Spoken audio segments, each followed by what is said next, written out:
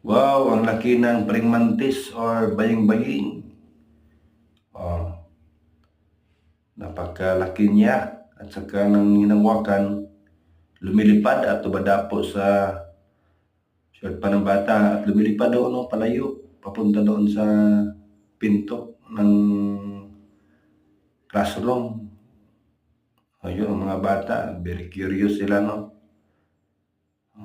So, yung isang bata ay sinubukan niyang akyatin at kunin, no? So, parang naghanap sila ng sungkit, sinungkit niya, lumipad, pababa. So, dito, yung praying mantis parang palaban siya, no? Lumalaban siya. O, tingnan. Yan. Tingnan nyo.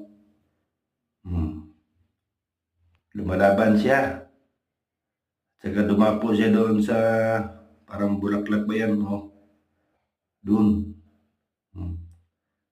Tingnan mo dyan, no? Dami nila. Daming mga bata pala.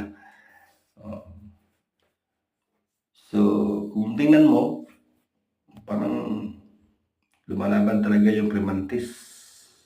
Pero dito, hindi ko don't allow those children na saktan nila yung praying mantis or patayin. So, don't allow that.